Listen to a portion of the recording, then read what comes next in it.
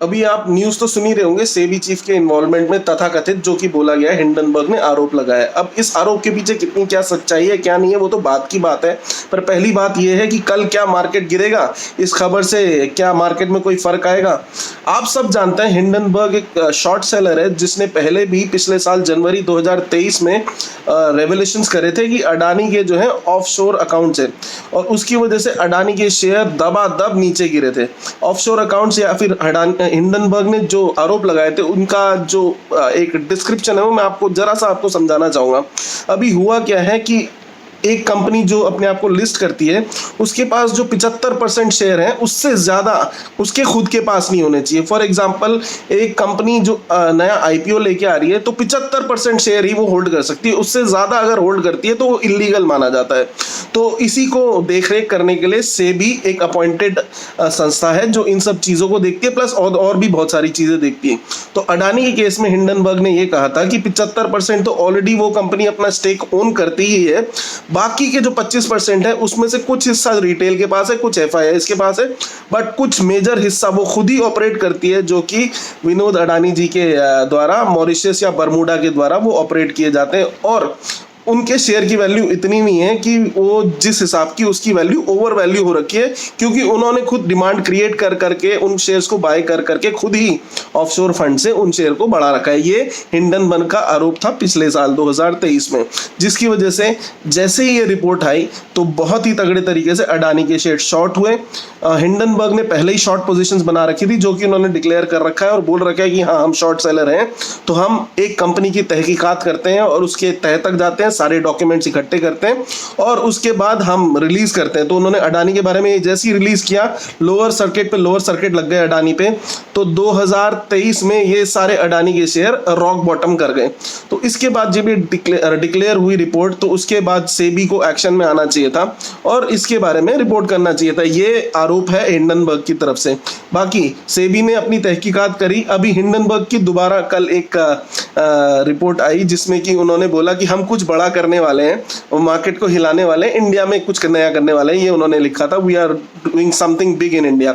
सो ये आने वाला था और उसके बाद उन्होंने सीधा सीधा इल्जाम लगाया, हमारी जो सेबी की चीफ हैं, चेयरपर्सन है माधवीपुरी बुद्ध जी हैं, तो उन पे आरोप लगाया कि भाई उनके जो तथाकथित ऑफशोर अकाउंट्स थे अडानी में उनमें उनका भी इन्वेस्टमेंट था लगभग $10 मिलियन का। सो ये आरोप लगाया और ये बहुत ही गहन आरोप है जिसको अगर देखा जाए तो सेबी एक संस्था है जो कि इन सब गड़बड़ियों को ऑब्जर्व करती है और इन सब गड़बड़ियों में अगर कुछ पाया जाता है तो उसको सजा भी दी जाती है उस कंपनी को।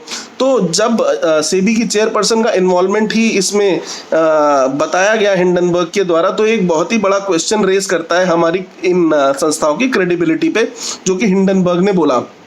अभी सोचने वाली बात तो ये है कि अव्वल हम सब जो इन्वेस्टर है हम देखते हैं कि भाई मार्केट ऊपर जा रहा है तो हमारा फायदा है, मार्केट नीचे जा रहा है तो नुकसान है। जो पर ये कंपनी जो हिंडनबर्ग है, क्या इसने अभी शॉर्ट पोजीशंस बना रखी हैं? कल जो मार्केट खुलने वाला है क्या इसने शॉर्ट पोजीशंस बनाई हैं? या फिर ये एक जो तूतू महमे का हिस्सा बना है अडानी के बाद, जो सेबी ने या फिर हमारे जो सारे न्यूज़ हैं उन्होंने कहा था कि ये विदेशी ताकतें हैं और ये ब्लेम खेल के और हम पे इल्ज़ाम लगा के हमको अनस्टेबलाइज करना चाहती हैं ये विदेशी ताकतें, जिसमें कि हिंडनबर्ग भी शामिल है। तो ऐसा बोला जा रहा था और इल्जाम लगाया जा रहा था इनके ऊपर। तो क्या ये तूतू महमे का अगला चरण है या फिर हिंडनबर्ग ने वाकई ही शॉर्ट सेलिंग पोजीशंस बनाई हुई हैं और कल से मार्केट गिरने वाले हैं क्या? मुझे तो ऐसा लगता नहीं है। देखने वाली बात यह है कि हाँ, जब इनिशियली अडानी वाला जो फियास्को हुआ था उसमें तो उन्होंने शॉर्ट पोजीशंस बनाई थी और काफी पैसा भी कमाया था। दो उन्होंने बोला हमने केवल 34 से 38 करोड़ माफ कीजिएगा बनाए हैं, 38 करोड़ बनाए थे भारतीय रुपयों में। 34 से 38 करोड़ वो बोलते हैं कि हमने कमाए थे शॉर्ट सेलिंग करके। दो हमारी पोजीशंस बनी हुई थी। इस बार का अभी ऐसा कुछ क्लियर नहीं है कि उन्होंने शॉर्ट पोजीशंस बनाई है कि नहीं बनाई है। दो वो शॉर्ट सेलर हैं और कल मार्केट का रिएक्शन देखना बहुत ही इंपॉर्टेंट होगा मेरे हिसाब से। ये इस बार उन्होंने शॉर्ट पोजीशंस अगर बनाई भी होंगी तो वो उनके लिए हानिकारक साबित हो सकता है। क्यों?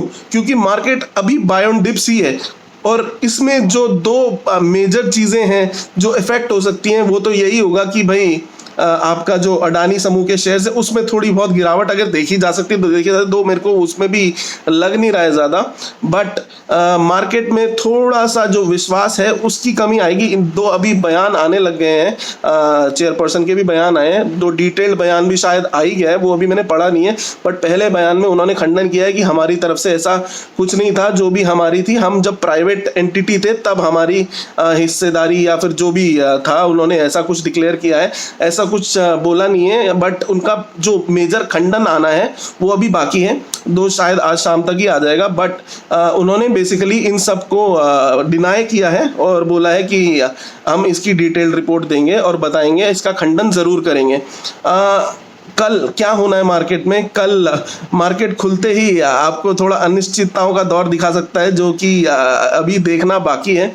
मुझे तो लगता है ऐसा कोई मेजर फर्क आने वाला नहीं है, अगर आता भी है नीचे तो बाय एंड डिप्स हो जाएगा ये मार्केट, सीधा ही नीचे से खरीदारी आ सकती है अगर गिरा भी तो। वैसे तो गिरना नहीं चाहिए और नॉर्मली चलना चाहिए सब कुछ। देखने वाली बात ये है होगी कि अगर जब वो खंडन आता है इनकी तरफ से, तो उस खंडन में डिटेल्ड रिपोर्ट में क्या क्या रहेगा क्या नहीं रहेगा वो पढ़ना बड़ा मज़ेदार होगा।